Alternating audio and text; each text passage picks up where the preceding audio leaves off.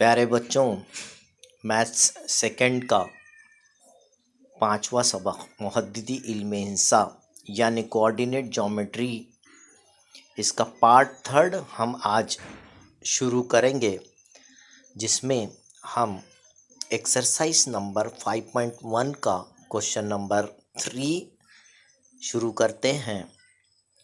अगर अभी तक आपने मेरे चैनल को सब्सक्राइब नहीं किया है तो फ़ौरन सब्सक्राइब कीजिए, लाइक कीजिए, शेयर कीजिए। आइए शुरू करते हैं। मुहद्दिदी इल्मे हिंसा यानी कोऑर्डिनेट ज्योमेट्री। मुहद्दिदी इल्मे हिंसा पढ़ रहे हैं, मैथ्स 2, उसका पार्ट थर्ड पढ़ेंगे, कोऑर्डिनेट ज्योमेट्री का, एक्सरसाइज नंबर 5.1 का question number 3। Find the point on x axis which is equidistant from A -3, 4 and B 1, -4। आपसे ये कहा जा रहा है कि एक्स महवर पर वाक़े एक ऐसे नुक्ते के मुहद्दिद मालूम कीजिए जो A -3, 4, एक नुक्ता दिया हुआ है यहाँ पर A और दूसरा नुक्ता दिया वाला है B 1, -4 से हम फासला है। They are equidistant from A and B। देखो यहाँ ये बताया गया है कि A is in second quadrant. मैंने कल बताया था आपको ये पूरी तफसील मेरे पार्ट फर्स्ट में कि -3 यानी एक्स एक्सिस का जो कोऑर्डिनेट है it is negative coordinate and the y coordinate is positive. Therefore this point A lies in first second quadrant। This is in second quadrant, दूसरे रुबे में वाक़ है। और बिल्कुल उसके उल्टा देखिए, B x coordinate is positive and y coordinate is negative, it means that B lies in fourth quadrant। ठीक है, ये चीजें आपको बताई गई है। ये तमाम बातों के ऊपर मैंने एक छोटी सी पहली जो क्लिप बनाया था मैंने, उसमें ने तमाम बातें सिखाया था आपको। अगर आपको याद होगा तो ये तमाम तफसीलात में मैं जाना नहीं चाह रहा है अभी फिलहाल। अब दूसरी बात जो है, मैं छोटी सी एक निकाल करके फिगर बना करके आपको बता देता हूँ। याद रखिए, एक्स एक्सिस, ये वाई एक्सिस, ठीक है बेटे। Suppose this is x and y axis. अब ये -3, 4 तो ये कहीं तो भी इधर रहेगा, ये सेकेंड क्वाड्रेंट में आएगा।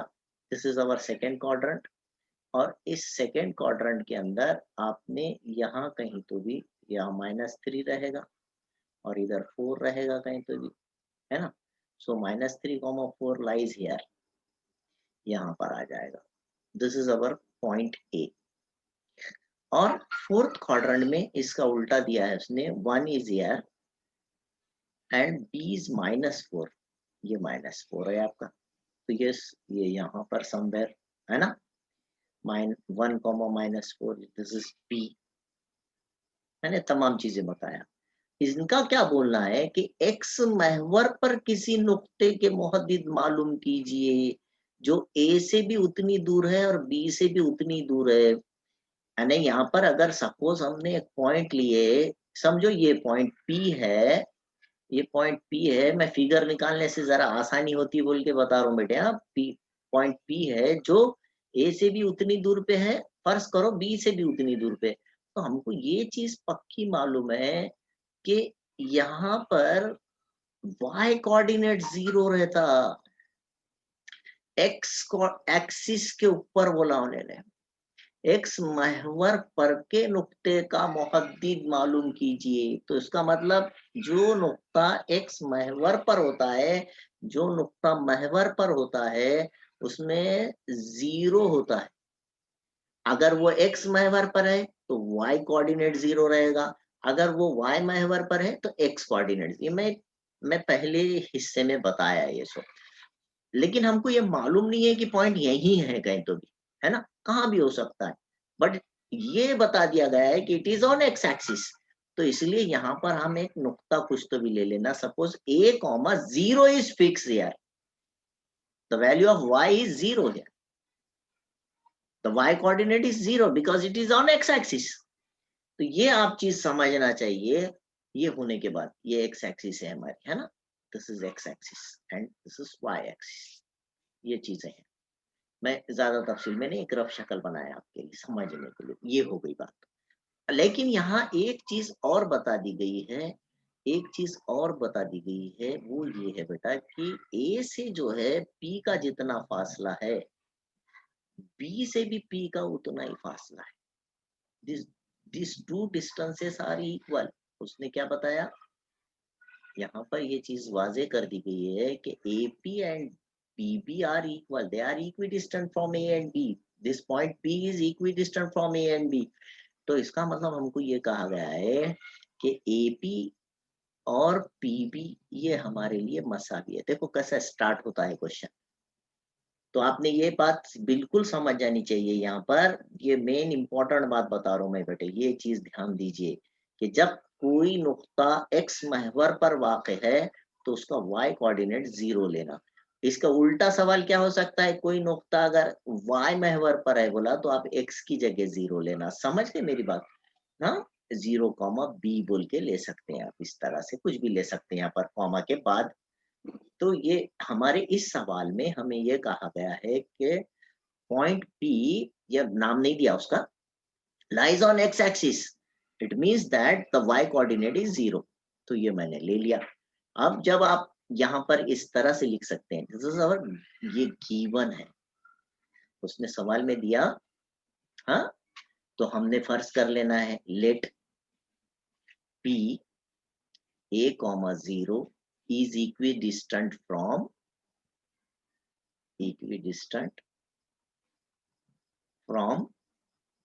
a and b। a और b से हम फासला है, फर्ज करो कि नुक्ता p नुकात a और b से, ये आपके लिए बहुत जरूरी पॉइंट है याद रखने का। और उसके कोऑर्डिनेट फर्ज करते वक्त 0 लेना ये जरूरी है। महवर पर जब नुक्ता होता है तो उसमें 0 होता है, एक्स महवर पे है तो वाई महवर 0 होता है। वाजे हो गया। फर्ज करो कि पी ए कॉमा 0 नुकात ए और बी से हम फासला है। ठीक है बेटे, मैंने थोड़ा सा यहाँ पे लिख लिया, यहाँ पे एक लाइन में अच्छा खुशखत लिख लीजिए। अब ए और पी, तो मैंने आपको इससे पहले भी बताया बेटा कि जब A P is equal to P B आपसे कहा जाए, हाँ, इस तरह से जब कहा जाए तो ए और पी के मुहद्दिद इधर लिख लीजिए। A, what is a? A is -3,4, यहाँ लिख लीजिए, फ्रेश लिखिए। और पी के कोऑर्डिनेट्स क्या लिए आपने? a, 0। ठीक है, फिर उसके बाद पी के कोऑर्डिनेट क्या लिए, इधर जरूरत पड़ने वाली है, यहाँ पर पी के कोऑर्डिनेट a, 0। और किसके? बी की जरूरत पड़ रही, तो बी के कोऑर्डिनेट हमारे पास है, यहाँ पर देखिए 1, -4।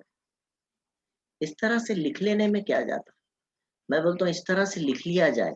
लिख लेने से फायदा क्या होता है, हम इसको आराम से इसके नीचे लिख सकते हैं, this is x1 y1 x2 y2, हमको क्योंकि डिस्टेंस फार्मूला इस्तेमाल। अब यहाँ x1 y1 p हो गया और इधर साइड x2 y2 मसावी के बाद आने वाला है। तो जजर मसावी से पहले एक फार्मूला आएगा, मसावी के बाद एक फार्मूला। ए पी मतलब नुकात ए और पी का दरमियानी फासला, distance between A and P. तो इधर एक डिस्टेंस फार्मूला आएगा और इक्वल टू के बाद एक बार डिस्टेंस फार्मूला आएगा। इधर x1 y1 x2 y2 आएगा, इधर x1 y1 x2 y2 आएगा। ये ध्यान देना है आपने। तो हम फार्मूला लिखते हैं। फार्मूला कैसे लिखेंगे, मैंने बताया था जजर में, है ना, क्या लिखना है इसको फार्मूले को आपको, जजर में x2 minus x1 whole square plus y2 minus y1 whole square, है ना। मैंने ये आपको फार्मूला बताया था बेटे, थोड़ा सा इसके हिसाब से थोड़ा अच्छा दिखना बोल के ऐसा बना रहा हूँ। ऐसा जरूरी नहीं है ये सब, देखो सवालात इंपॉर्टेंट है, खुशखत इंपॉर्टेंट नहीं है। होना चाहिए वो भी अच्छी बात है, लेकिन ओरिजिनल चीज है कि सवाल एक्सप्लेन कैसा किया जा रहा है, आपको समझ में आ रहा है कि नहीं आ रहा है, सवाल समझ में आना जरूरी है। बहुत से वीडियोस आप देख लीजिए ऐसे है जो बहुत बेहतरीन तरीके से अच्छा लिख करके, खुशनुमा लिख कर, टाइप करके और पता नहीं कैसे-कैसे तरीकों से बनाए गए और एक्सप्लेनेशन ज़ीरो है उसमें, कुछ चीज़ नहीं है, सिर्फ सवाल गाइड में से पढ़ लिया और करके बता दिए, सवाल पढ़ लिए और करके बता दिए। कुछ भी उसकी थ्योरी नहीं बताई गई है, ज़री-सी भी थ्योरी नहीं है और बोर्डमास रूल के तो धज्जियाँ उड़ा दिए वाले। बोर्डमास रूल को ज़रा भी फॉलो नहीं किया गया है। मैं देख रहा हूँ, मैं भी कभी-कभी देख लेता हूँ किसी के वीडियोज़, तो ऐसे वीडियोज़ नज़र आते पता नहीं अब कहाँ उस तफ़सील में जाते, जान दीजिए। तो आप थोड़ा-सा ख़्याल रखिए, सवाल मैं बार-बार कहता हूँ कि सवाल आप ये देखा करें कि इसी तरीक़े से क्यों किया जा रहा है। देखो यहाँ थ्योरी बताई गई है आपको पूरी, लेफ्ट साइड में मैंने पूरी थ्योरी बताया है और फिर डिस्टेंस फ़ॉर्मूले का है। कल डिस्टेंस फ़ॉर्मूला बताए थे आपको x2 minus x1 whole square plus y2 minus y1 whole square. फिर इधर भी वही फार्मूला आएगा x2 minus x1 whole square. ये कंफ्यूज नहीं होना बोल के हम क्या कर रहे बेटे, इधर फ्रेश लिखे आप देखे नहीं और y2 minus y1 whole square ये फार्मूला है। इधर का x2 x1 y2 y1 इधर अलग है, इधर का अलग है। हाँ, ये ध्यान दें आप। और फिर जो है ये जो कीमतें हैं, ये कीमतें इसमें रख दीजिए आप। x2 की वैल्यू क्या है यहाँ a। अच्छा और एक दूसरी चीज याद रखें, जब दोनों साइड में जजर आ गया, कभी भी किसी भी सवाल में जजर आ गया, तो सबसे पहला काम करना जजर हटा दें आप। जजर हटा दें और जजर हटाने के लिए आपको फिथागोरस के जब से बता रहे 9th में भी बताए कि दोनों साइड का मुरब्बा करो। तरफाइन का मुरब्बा करने पर स्क्वायरिंग बोथ द साइड, या क्या लिखेंगे आप, स्क्वायरिंग बोथ द साइड। याद रखिए दोनों साइड का मुरब्बा करने से आपके दोनों जजर हट जाएंगे, ये याद रखें। तो आपके सवाल करने में आसानी हो जाएगी। तो मैं यहाँ साथ ही साथ जो है जज़र भी हटा दूँगा दोनों साइड से, क्योंकि मैंने यहाँ क्या लिख दिया, मुरब्बा करने पर जज़र हट जाएँगे। अब मैं वैल्यूज़ रखता हूँ, हाँ? नहीं तो आप बोलेंगे जज़र कहाँ गए? जब भी दोनों साइड में जज़र आ जाए या एक साइड में जज़र आ गया और ये दूसरे साइड में आदत है, तो तरफ़ैन का मुरब्बा करके सबसे पहला काम किया करें, जज़र को हटा दें ताकि आपको सवाल आसान लगे। ठीक है? ये ध्यान रखें, हाँ? और इस टाइप के क्वेश्चन करें। एक हलशुदा मिसाल भी इस एक्सरसाइज से पहली दी हुई है। उसमें y एक्सिस पे पॉइंट लिया गया है, इसमें x एक्सिस पे पॉइंट है। तो वो उस क्वेश्चन भी आप पढ़ लें, देख लें और प्रॉब्लम सेट के अंदर भी जो है आपको इस टाइप के क्वेश्चन है, वो घर पे मश्क करें। वक़्त ज़्यादा हो रहा है, इसलिए मैं अब सवाल की तरफ चलता हूँ। तो यहाँ x2 है a माइनस x1 है -3 और ये होल स्क्वायर प्लस फार्मूले का y2 0 है माइनस फार्मूले का y1 4 है whole square is equal to, ठीक है बेटे। यहाँ पर अब इधर साइड में आ जाइए, इधर x2 कौन है, देखो 1 माइनस फार्मूले का x1 a whole square plus y2 कौन है बेटा, देखो y2 यहाँ पर -4 है माइनस फार्मूले का y1 कौन है यहाँ पर 0, ठीक है, होल स्क्वायर। फिर ये हो जाएगा, पहले एडिशन हो जाएगा minus minus plus, so a plus 3 whole square plus -4 का स्क्वायर, यहाँ कुछ नहीं बचेगा, -4 का स्क्वायर हो जाएगा और यहाँ पर 1 माइनस a होल स्क्वायर, ठीक है, और इधर प्लस है, सिर्फ 0 का कोई फर्क ही नहीं पड़ेगा, -4 का स्क्वायर है ना। इधर भी प्लस का -4 का स्क्वायर है, इधर भी प्लस का -4 का स्क्वायर है, ये कट गया, इसका तो कोई फर्क नहीं, ये भी 16 आएगा, ये भी 16 आएगा। अगली स्टेप भी करते हैं अगर आप इत्तेफाक से, तो कटने वाला है। अब यहाँ पर जो कॉस की दूसरी है, यहाँ पर जो कॉस की दूसरी है, कॉस की दूसरी का ज़ाब्ता इस्तेमाल कर लीजिए आप, कॉस की दूसरी का ज़ाब्ता इस्तेमाल कीजिए या डायरेक्ट आप जज़रुल मुरब्बा ले लीजिए आप। इधर साइड भी एक ब्रैकेट बचा a प्लस 3 होल स्क्वायर, अब ज़्यादा लंबा नहीं करते हुए और ये 1 माइनस ए होल स्क्वायर। अभी देखो दोनों तरफ दूसरियां आ गई, आप रूट ले लीजिए उसका। यहाँ जजर हटाने के लिए काम करे थे, अब यहाँ पर दूसरियां हटाने के लिए रूट ले लेंगे दोनों साइड का, है ना। Taking root of both the side, क्या लिखेंगे यहाँ पर, taking root of both the side. जजरुल मुरब्बा आप लेने पर पड़ते, दोनों साइड से जजरुल मुरब्बा आप जैसी लेंगे, आपके जो है दूसरियां खत्म हो जाएंगी। इधर बचेगा a+3 और इधर बचेगा 1 माइनस ए वाले को ए वाले पास ला लीजिए, ये माइनस का ए जो इधर आके क्या हो जाएगा, ये ए के पास आके प्लस ए हो जाएगा। और ये 1 जो ऑलरेडी इधर है, इसके पास ये आकर -3 हो जाएगा। मैं यहाँ लिखता हूँ, क्वेश्चन खत्म होते आया 2a। देखो मसावी से पहले कौन है बेटा, ए और ए क्या हो गया, 2a हो गया, है ना। मसावी से पहले 2a है, ए और एक है 2a, और यहाँ पर एक में से 3 गया, तो यहाँ लिख रहा हूं मैं -2 बचा बड़े अदद के अलावा, और a is equal to -2 divided by 2, तो 2 एकम 2 हो जाएगा, और इस तरह से a की वैल्यू -1 आ जाएगी, a की वैल्यू -1 आ जाएगी। इसलिए p के कोऑर्डिनेट्स क्या हो जाएंगे बेटे, a,0 हमने फर्ज करे थे, है ना। इसलिए a,0 फर्ज करे थे, तो p के कोऑर्डिनेट हो जाएंगे, a की जगह आप ये कीमत रख देंगे -1,0, है ना। ऐसा नुक्ता p -1,0 है, जो a और b से हम फासला है। इस तरह के वर्डिंग्स आप नीचे लिख ले सकते हैं। मेरी बात समझ में आ गई क्या? अच्छा, एक बात और याद रखें कि अगर आपको ये अब मैं जनरल बात कर रहा हूँ, थोड़ी सी जनरल बात है, ध्यान रखें कि अगर किसी मुसल्लस को आपको कायमतुज जाविया मुसल्लस बताना है, तो आपको वहां पर उसके 3 बार डिस्टेंस फार्मूले का इस्तेमाल करके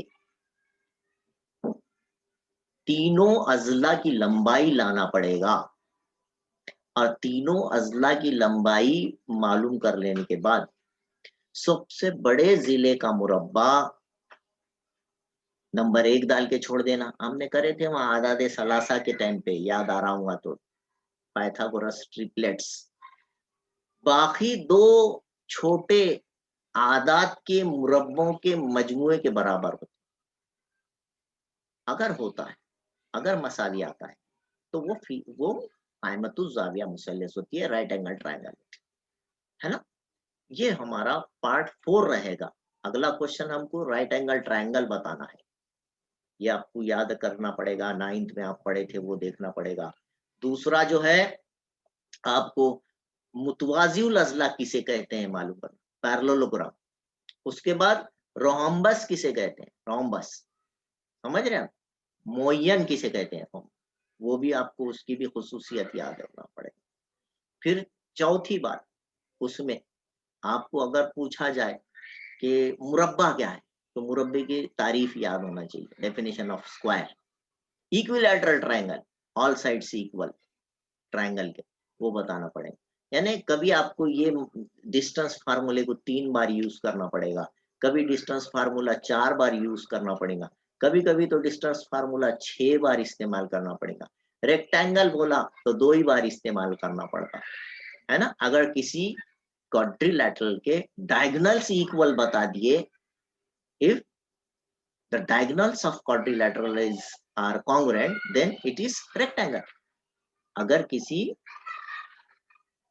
जू अरबतुल अजला के वितर मुतमासिल होते हैं, तो वो मुस्ततिल होता है, तो वो 2 ही वितर रहते हैं ना, इसलिए 2 वितर 2 बार डिस्टेंस फार्मूला इस्तेमाल। मैं ये अगले हिस्से में आपको बताऊंगा, बात जरा लंबी हो गई, और यहाँ नोटिफिकेशन भी आ गया है, बंद होने वाला है, इसलिए मैं इसको यहीं स्टॉप करता हूँ आज, ठीक है। और ये आप देखिए, और कल आप देखना मत भूलिए, क्योंकि ये तमाम चीजें आपको पढ़ के आना है। मुतवाजिउल अजला कैसा बनेंगे बताएंगे, मुस्ततिल कैसा बताएंगे, मुरब्बा कैसा बताएंगे, मुय्यन कैसा बताएंगे, है ना। ये सब चीजों के वास्ते आपको 9th में जू अरबतुल अजला नाम का सबक हुआ, उसमें तमाम डेफिनेशंस और प्रॉपर्टीज हुई वाली है।